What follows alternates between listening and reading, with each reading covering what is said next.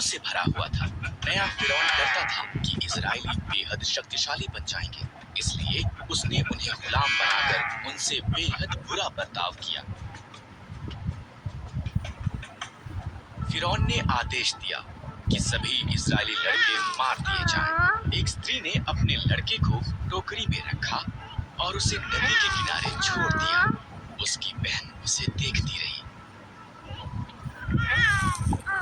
फिरौन की बेटी नदी के किनारे नहा रही थी।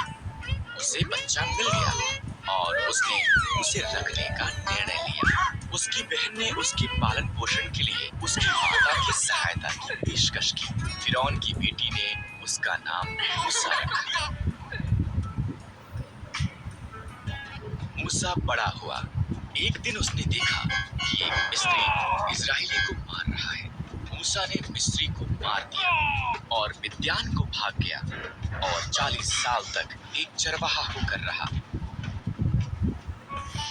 मूसा होरब पर्वत पर अपनी भेड़ों की निगरानी कर रहा था। परमेश्वर की आवाज एक जलती झाड़ी से बोलने लगी, मूसा, मेरे लोग कष्ट में हैं। मैंने उन्हें आजाद कराने के लिए तुझे चुना है। मैं नहीं कर सकता, मूसा ने जवाब दिया। मैं तुम्हारी सहायता करूंगा, परमेश्वर ने वादा किया। अपनी लाठी नीचे फेंक। मूसा ने किया।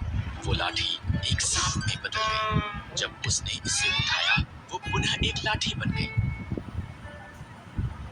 अपना हाथ ढांप ले, परमेश्वर ने कहा। मूसा ने ऐसा ही किया। उसने देखा ये रोग से भर गया था। जब उसने दोबारा किया, वो चंगा हो गया था। ये जाकर फिरौन को दिखा। परमेश्वर ने कहा,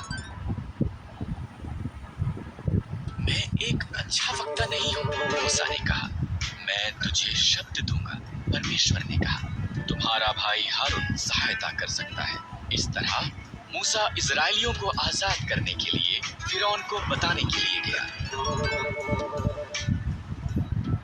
10वीं विपत्ति में फिरौन के पुत्र के मरने के बाद उसने इजरायलियों को जाने दिया। वो लाल समंदर के पास थे जब फिरौन ने अपना मन बदला और उनका पीछा किया। जब इजरायलियों ने फिरौन के रथों को देखा, वो बहुत भयभीत हो गए। लेकिन परमेश्वर ने मूसा को लाल समंदर की तरफ उसकी लाठी को उठाने के लिए कहा। परमेश्वर ने एक जोरदार हवा भेजी और समंदर को 2 भाग कर दिया। एक सूखा मार्ग प्रकट हो गया और इजरायली लाल समंदर के बीच में से निकल गए। यहाँ पर उनके दोनों तरफ एक पानी की दीवार थी। वो सुरक्षित दूसरी तरफ पहुंच गए। फिरौन और उसकी सेना समंदर में उनके पीछे गई। परमेश्वर ने मूसा को उसका हाथ बढ़ाने के लिए कहा। तब समंदर फिर से वापस एक हो गया और फिरौन और उसकी सेना डूब गई।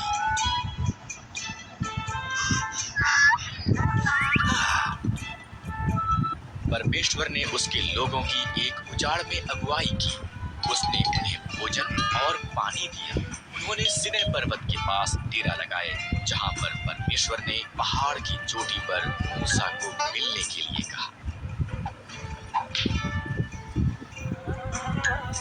आग और धुएं से घिरा हुआ मूसा ऊपर चढ़ गया और परमेश्वर उससे मिलने के लिए नीचे आया।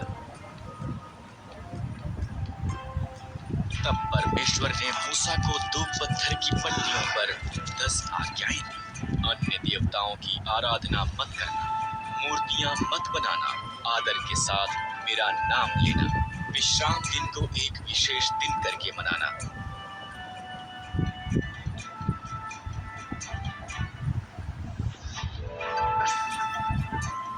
अपने माता पिता का आदर करना, कत्ल मत करना, अपने पति या पत्नी से वफादार रहना, चोरी मत करना, लोगों से या जो उनके पास है उससे ईर्ष्या मत करना।